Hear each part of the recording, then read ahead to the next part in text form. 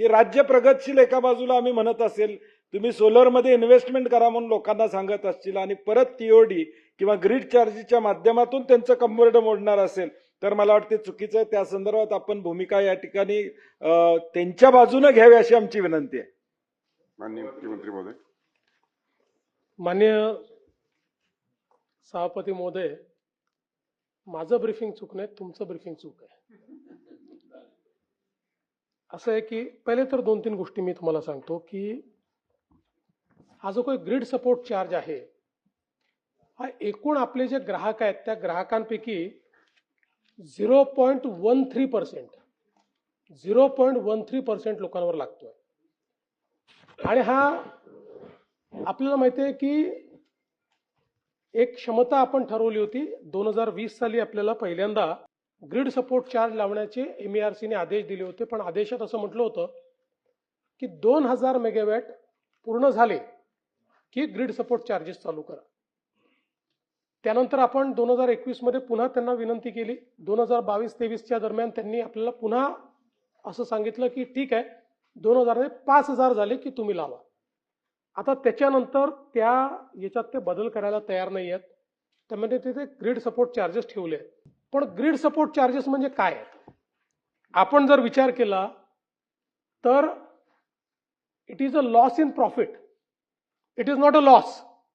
आपण जर बघितलं तर साधारणपणे ₹2.90 जी कमाई आहे त्यातनं ₹1.42 चालले आहेत. हा लॉस नाही आहे. प्रॉफिट जे आधी जास्त मिळत होतं ते प्रॉफिट आता थोडं कमी झालं. आणि ते का कमी झालंय याचं कारण आपल्याला माहिती आहे की हा ग्रीड सपोर्ट चार्ज लावायला का सांगितला. ही जी काही आपल्याला सोलरची वीज मिळते याच्या ग्रीडवर प्रेशर येतं. कारण ही एका दाबाची वीज नसते, एका वेळी सारख्या दाबाने ती मिळत नसते. म्हणून याचं ग्रीडवर प्रेशर येतं आणि ते प्रेशर आल्यामुळे जो काही खर्च आपला वाढतो तो खर्च कोणावर जातो, सामान्य ग्राहकावर जातो. म्हणजे यांच्या ऍडिशनल प्रॉफिटवर सामान्य ग्राहकाकडनं वसूल करणे हे होऊ नये म्हणून यांचं प्रॉफिट थोडं कमी केलं MERCनी आणि कोणावरही ते चार्जेस लावले नाहीत. आणि हे सगळं करून जसं मी सांगितलं 0.13% ग्राहकांवर केवळ हे चार्जेस लागले आहेत. दुसरं आपल्याला मी सांगू इच्छितो की जे आपण सांगितलं पहिला जो ऑर्डर MERCने दिला होता आम्ही MERCला लक्षात आणून दिलं. ब्लंडर केलं होतं त्यांनी, ब्लंडर. 40,000 कोटी रुपयाची त्यांनी तरतूद ही दोन्हीकडे पकडली आणि ते त्यांनी इंडस्ट्रीला पास ऑन केले. परिणाम काय होत होता, सामान्य ग्राहकाच्या खिशातनं पैसा निघत होता. आणि जसं मी सांगितलं की जालन्यातल्या एका इंडस्ट्रीला एका सिंगल वन एका वर्षामध्ये 300 कोटीचा फायदा मिळत होता एका इंडस्ट्रीला. आम्ही त्यांच्या लक्षात आणून दिलं की तुम्ही 40,000ची तरतूद दोन्हीकडे पकडली आहे, एक तर इकडे पकडावी लागेल ना तर इकडे पकडावी लागेल. म्हणून तात्काळ हे लक्षात आल्याबरोबर MERCनी त्याला स्थगिती दिली, त्यात नवीन आदेश दिला. लोक सुप्रीम कोर्टात गेले. सुप्रीम कोर्टाने सांगितलं की आदेश तर ठीक आहे पण तुम्ही पुन्हा सुनावणी केली पाहिजे आणि म्हणून पुन्हा सुनावणी चालली आहे. याच्यामध्ये सगळे जे काही फिगर्स आहेत हे सगळे फिगर्स मॅटर ऑफ रेकॉर्ड आहे, त्याच्यामुळे आपण ते तपासू शकता. दुसरं आपण जे सांगितलं आता सगळ्या 100% फिडरवर स्मार्ट मीटर लागलेलं आहे. त्यामुळे आपल्याकडे आता कुठलंही अंदाजपंची काम नाही, 100% सगळे फिडर जे आहेत त्याच्यावर काम झालंय. ग्रीड सपोर्ट चार्ज जो आहे हाही रेट्रोस्पेक्टिव्ह नाही. ग्रीड सपोर्ट चार्ज 1 फेब्रुवारी 2026 पासून आपल्याला लावायला सांगितलाय, त्यानुसार तो आपण लावलाय. आणि पुन्हा एकदा सांगतो की आपण जर बघितलं तर या ठिकाणी जे काही 25-26 मध्ये आपले जे विजेचे दर आहे, तमिळनाडू ₹9.30, तेलंगणा ₹9.20, मध्य प्रदेश ₹8.27, महाराष्ट्र ₹8.19, उत्तर प्रदेश ₹8.15, गुजरात आपल्यापेक्षा आता कमी आहे, तो ₹7.87 आहे. पण आता आपण दरवर्षी कारण आपलं आता मल्टी इयर टॅरिफ झालेलं आहे. मल्टी इयर टॅरिफमध्ये दरवर्षीचं 2030 पर्यंतचं टॅरिफ हे आता आपलं फायनल झालंय. आता 2029-30 मध्ये काय परिस्थिती राहील? 29-30 मध्ये अगदी या राज्यांनी भाव वाढवले नाही तरी महाराष्ट्राचं टॅरिफ असेल ₹7.43, जे आत्ताच्या आपल्या वाढीच्या कलानुसार, जे गेल्या 20 वर्षातला वाढीचा कल आहे त्यानुसार ते ₹14 असायला पाहिजे होतं, ते ₹7.43 MERCने आता फिक्स केलाय. त्यामुळे 2029-30 मध्ये आपण सगळ्यात कमी असू. आजही जे आपल्याला सांगितलं जात आहे, एक जर गुजरात सोडला तर बाकी सगळ्या राज्यांपेक्षा आजही आपण कमी आहोत आणि 2च वर्षामध्ये आपण गुजरातपेक्षा कमी जाऊ. 2 वर्षानंतर जे टॅरिफ आपल्याला दिलेलं आहे ते आपलं गुजरातपेक्षा कमी होत आहे.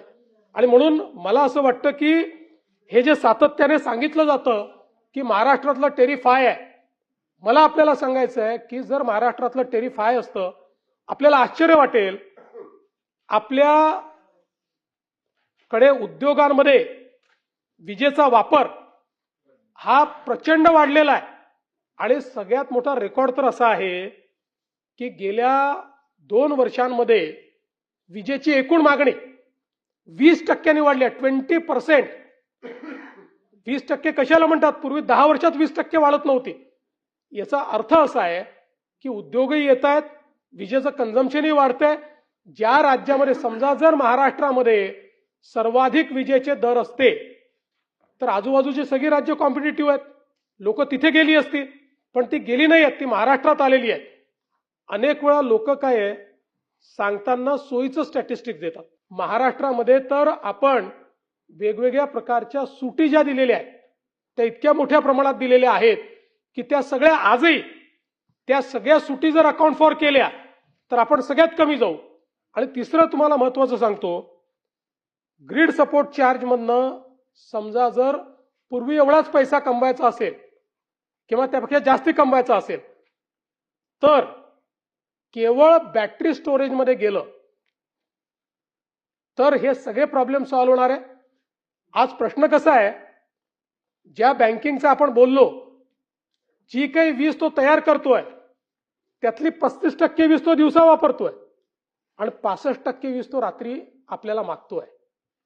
त्यामुळे net we are the loser. आपण जर या ठिकाणी टीओडीचा टाइम ऑफ द डेचा जो काही कॉन्सेप्ट आहे तो जर आणला नाही तर उद्या आपल्या खिशातनं पैसे द्यावे लागतात.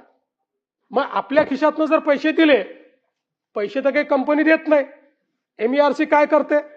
MERC किती पैसे ते द्यायचे आहेत त्याचा हिशोब लावते आणि इथे बसलेल्या प्रत्येक ग्राहकावर तो टाकते.